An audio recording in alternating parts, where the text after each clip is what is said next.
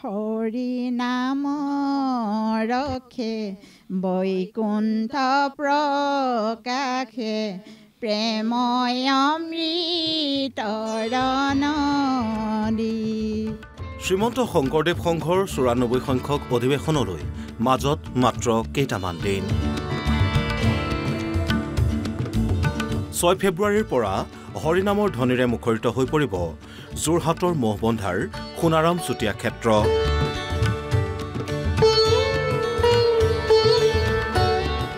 ইতিমধ্যে অধিৱেশনৰ প্ৰস্তুতি প্ৰায় সম্পূৰ্ণ হৈ উঠিছে। লক্ষ লক্ষ ভক্তক আদৰিবলৈ সাজু হৈছে উদযাপন সমিতি। ৩,৫০,০০,০০০ টকা ব্যয়েৰে প্ৰায় ১,২০০ বিঘা মাটিত এইবাৰ অনুষ্ঠিত হ'ব শংকৰদেৱ সংঘৰ অধিৱেশন।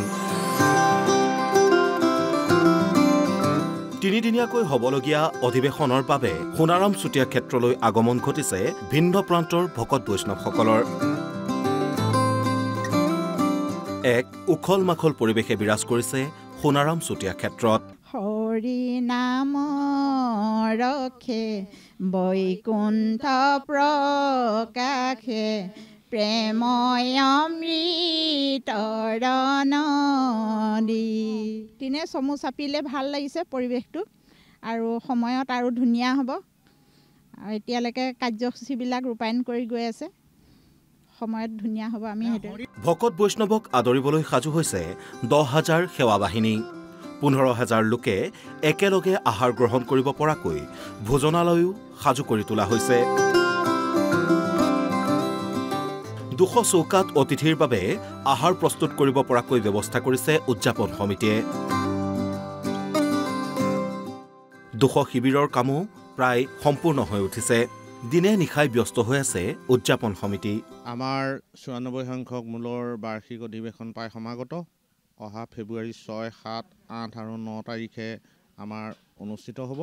ইতিমধ্যে আমাৰ ৩৫খন উপসমিতিৰ তত্বাৱধানত আমাৰ বিভিন্ন কাম কাজখিনি, যাৱতীয় কাম কাজখিনি প্ৰস্তুতি প্ৰায় সম্পূৰ্ণ হৈছে। প্ৰায় সম্পূৰ্ণ হৈ উঠিছে। অসমবাসী ৰাইজলৈও আহ্বান জনাইছোঁ, আমি আহক সকলোৱে ইয়ালৈ, মানে এইবিলাক উপভোগ কৰক, চাওকহি কেনেকৈ কি হৈছে কি নাই হোৱা। আমি এতিয়া বৰ্তমান সাজু হৈছোঁ বুলিয়ে ক'ব পাৰি। আৰু আমাৰ সমস্তখিনি এই কাৰ্যসূচীত সমস্তজনে ইয়াত অংশগ্ৰহণ কৰিব। আমাৰ সমস্তখিনি এই কাৰ্যসূচীত এটা সুন্দৰ পৰিকল্পনাৰে এই গোটেই কাৰ্যসূচী যাতে সফল দিশত আগবাঢ়িব পাৰে, তাৰ বাবে সমস্তজনে যথোপৰিমাণে চেষ্টা কৰিছে। মুঠৰ ওপৰত বৈকুণ্ঠপুৰী সদৃশ পৰিৱেশ হৈছে বৈষ্ণৱ পণ্ডিত সোণাৰাম চুতীয়া ক্ষেত্ৰত। যোৰহাটৰ পৰা ভিডিঅ' জাৰ্নেলিষ্ট মেঘৰ সৈতে পিংকু বৰাৰ ৰিপৰ্ট, NB নিউজ।